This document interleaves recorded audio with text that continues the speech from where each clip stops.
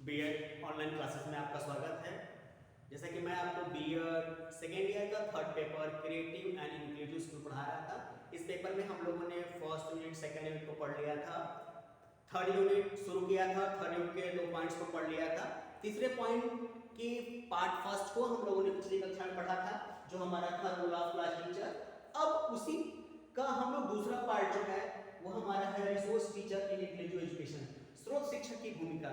जैसा कि मैंने आपको बताया कि कक्षा शिक्षक पिछली कक्षा में बताया था, एक कक्षा शिक्षक के तौर पे, एक क्लास टीचर के तौर पे, जिम्मेदारी के तौर पे आप अपना कार्य बेहतर और प्रभावी तरीके से कर सकते हैं। लेकिन कभी कभी क्या होता है कि इन तमाम सूचनाओं, तमाम जानकारियों के बाद भी एक शिक्षक को, एक क्लास टीचर को तमाम जिम्मेदारियों का निर्वहन करना पड़ता है, और शायद वो इन जिम्मेदारियों को करते करते जो उसका विशेष काम है, कक्षा में उपस्थित सभी छात्र छात्राओं को, खासतौर पे उन विकलांगिक और विशेष आवश्यकता वाले छात्र छात्राओं की शिक्षा की व्यवस्था को सुनिश्चित कराना। तो इस कार्य में कभी कभी उसको असुविधा होने लगती है, और जब एक क्लास टीचर को, एक प्रिंसिपल को, एक मैनेजमेंट को इस प्रकार के कार्यों में असुविधा का सामना करना पड़ता है, तब उसको आवश्यकता पड़ती है रिसोर्स टीचर की, स्रोत शिक्षक की। क्योंकि ये स्रोत शिक्षक एक ऐसा प्रशिक्षित शिक्षक होता है जो समावेशी शिक्षा की व्यवस्था को बनाए रखने के लिए प्रशिक्षित किया जाता है। ये स्पेशल टीचर्स होता है, ये स्पेशल ट्रेनिंग करके आता है, इसका काम ही होता है विशेष आवश्यकता वाले बालक, चाहे वो शारीरिक, मानसिक, आर्थिक, व्यक्तिगत, विकलांगिक, किसी प्रकार के बालक हो, इन सभी प्रकार के बालकों की जानकारी वो रखता है और इन सभी प्रकार के बालकों की शिक्षा की व्यवस्था को बनाए रखने में सहायता करता है। तो वो हमारा होता है स्रोत शिक्षक। और इस स्रोत शिक्षक की हमारे समावेशी शिक्षा में क्या भूमिका है, इसको हम लोग कुछ बिंदुओं के माध्यम से पढ़ेंगे। देखिए, सबसे पहला इसमें बिंदु आता है, वो होता है प्रवेश प्रक्रिया। ध्यान दीजिएगा, सबसे पहला पॉइंट आता है वो होता है प्रवेश प्रक्रिया। देखिए, जब क्लास में एडमिशन होता है, विद्यालय का एडमिशन होता है, उस समय ही स्रोत शिक्षक कक्षा में प्रवेशित हो रहे सभी छात्र छात्राओं का अवलोकन करता है, और उसी अवलोकन की प्रक्रिया के दौरान वो समझ जाता है कि कौन सा हमारा जो बच्चा है वो समान बच्चा है, कौन सा बच्चा विकलांग है, कौन सा बच्चा अस्थिबाधित है, कौन सा बच्चा दृष्टि से संबंधित है, कौन सा बच्चा मानसिक मंदता का शिकार है। तो वो प्रवेश प्रक्रिया एडमिशन टाइम के समय समझ जाता है कि किस बच्चे को किस प्रकार की आवश्यकता है। इसलिए स्रोत शिक्षक की भूमिका महत्वपूर्ण बनाई देती है, दिखाई देती है। तो सबसे पहला काम उसका होता है प्रवेश प्रक्रिया में वो अपना एक महत्वपूर्ण काम और जिम्मेदारी करता है, या कभी कभी वो बता देता है कि नहीं, ये बालक समान बालकों के साथ एकदम नहीं पढ़ सकता है, इस बालक को अलग से विद्यालय शिक्षा की व्यवस्था में शामिल किया जाना चाहिए। दूसरा हमारा होता है निष्ठों की पहचान व छात्रों का परीक्षण। ध्यान दीजिएगा, दूसरा पॉइंट हमारा जो होता है वो होता है निष्ठों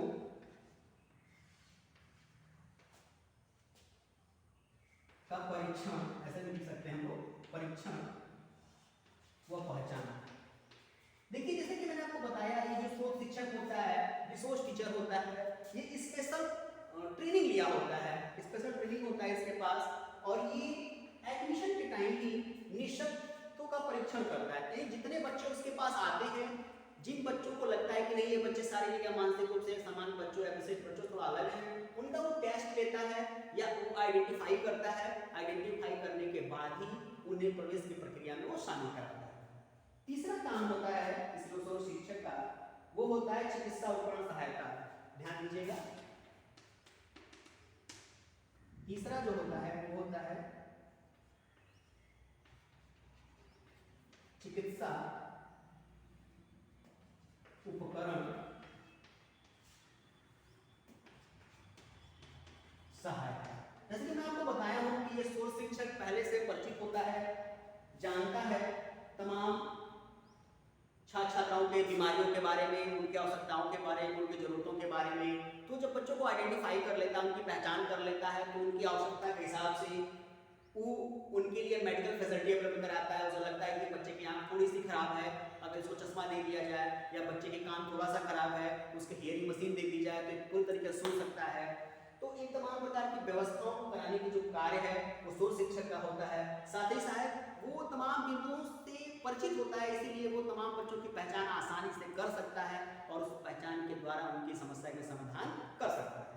हमारा अगला पॉइंट होता है, ध्यान दीजिएगा, संसाधन कक्ष व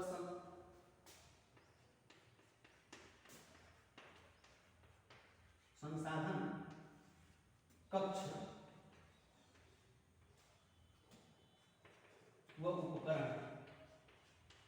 देखिए शोर शिक्षक जो होता है वो एक संसाधन कक्ष, एक स्पेशल क्लास बनाता है।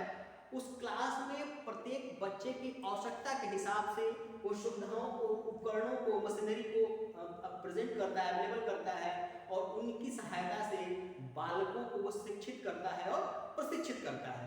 क्योंकि उसे पता है कौन सा बालक है जो दृष्टिबाधित है, वो नहीं देख सकता है, तो उसके लिए क्लास में वो ब्रेल लिपि की सहायता से, ब्रेल लिपि की सहायता किताबों को रखेगा, वो क्लास में प्रकाश की व्यवस्था करेगा। ध्यान दीजिएगा, क्लास में प्रकाश की व्यवस्था करेगा, लाइट की व्यवस्था करेगा या लाउड स्पीकर की व्यवस्था करेगा ताकि उसे दिखाई तो न दे लेकिन साफ साफ शिक्षक के द्वारा बताई गई बातें सुनाई दे। पांचवा होता है केस स्टडी का क्रियात्मक अनुसंधान करना। पांचवा हमारा होता है केस स्टडी, केस स्टडी या क्रियात्मक अनुसंधान करना। ध्यान दीजिएगा, केस स्टडी या क्रियात्मक अनुसंधान करना।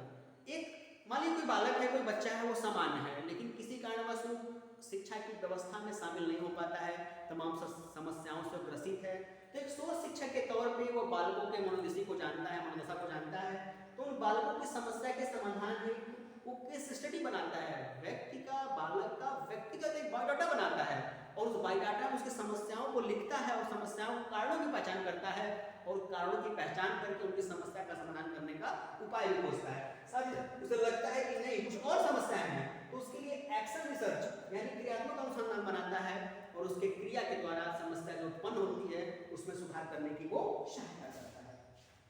इसमें हमारा छठवां बिंदु जो होता है, छठा बिंदु जो होता है वो होता है व्यवसायिक चयन में सहायता।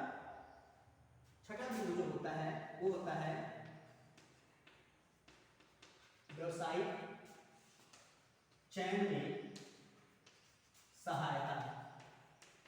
देखिए एक सोच शिक्षक ही जानता है कि कौन सा बालक किस प्रकार के कार्यों को आसानी से कर सकता है, क्योंकि उसे बच्चों के शारीरिक, मानसिक, व्यक्तिगत ज्ञान की जानकारी होती है। वो जानता है कि कौन सा बालक किस प्रकार की व्यवसायिक व्यवस्था में वो शामिल हो सकता है, तो उसी के हिसाब से उनको भविष्य में सेलेक्ट करने के लिए, व्यवसाय को चुनने के लिए वो प्रेरित करता है और उनके व्यवसायिक समस्या के समाधान में भी अपनी वो सहायता करता है। अगला हमारा बिंदु आता है मॉनिटरिंग और सुपरविजन। अगला बिंदु आता है मॉनिटर्स व सुपरविजन। देखिए एक सोच शिक्षक के तौर पे वो बच्चों के तमाम बिंदुओं से परिचित होता है और वो कक्षा में बच्चों के सुधारात्मक तौर पे जो कार्य करता है वो कार्य ठीक से हो रहा है कि नहीं हो रहा है, उस कार्य में कोई परिवर्तन हो रहा है और नहीं, बच्चों के व्यवहार में कोई नई चीजें आ रही है कि नहीं आ रही है, उनके व्यवहार में पिछले क्रम से कुछ नया सुधार हो रहा है कि नहीं हो रहा है, इन तमाम बिंदुओं के लिए वो मॉनिटर भी करता है और अपने द्वारा किए गए कार्य का सुपरविजन भी करता है, साथ ही साथ अन्य शिक्षकों के द्वारा किए गए कार्य का भी सुपरविजन करता है। इसमें हम लोगों का जो आठवां बिंदु होता है वो होता है, आठवां जो बिंदु होता है हम लोगों का वो होता है विकलांग बालकों के माता पिता से संपर्क, जीवन संपर्क। देखिए जीवन संपर्क से तात्पर्य है कि व्यक्तिगत तौर पर जाकर मिलना, संपर्क उनका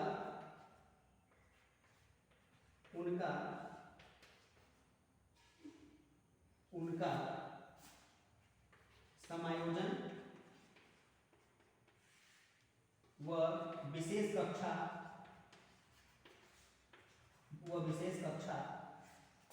का प्रयोजन। प्रयोजन। ध्यान दीजिएगा, जो विकलांग बच्चे हैं, जो विकलांग बालक होते हैं, इन बालकों के माता पिता से सोर्स शिक्षक जो है वो बात करता है, जीवंत बात करता है, उनको फेस टू फेस बैठ के बात करता है, उनको घर जाके बात करता है, उनको विद्यालय बुला के बात करता है और वो छात्र छात्राओं के मानसिक स्तर को समझता है। इस मानसिक स्तर को समझते हुए उनका वो समायोजन करने में सहायता करता है। साथ ही साथ अगर उसे लगता है कि नहीं ये बच्चा विशेष है, इसको अलग ही तरीके से पढ़ाया जा सकता है, अलग कक्षा में बैठा पढ़ाया जा सकता है, समान बालकों के साथ नहीं पढ़ाया जा सकता है, तो वो समान बालकों के अलावा विशेष विद्यालय विशेष कक्षाओं के लिए भी मांग करता है और उसके प्रयोजन की व्यवस्था करता है। ये काम एक सोर्स शिक्षक की होती है। वैसे तमाम काम है एक सोर्स शिक्षक के तौर पे, इसकी विशेषता को शायद हम लोग आंक नहीं सकते हैं, लेकिन बहुत बड़ा ही एक रोल ऑफ मॉडल होता है सोर्स शिक्षक और शायद इसकी सहायता से समावेशी शिक्षा का जो उद्देश्य है वो पूरा हो सकता है। यदि किसी प्रकार की शिक्षा की व्यवस्था में कोई समस्या आती है तो सोर्स शिक्षक की सहायता से हम समावेशी शिक्षा की व्यवस्था को पूर्ण कर सकते हैं। आज की कक्षा में बस इतना ही, फिर अगली कक्षा में हम लोग नई यूनिट के साथ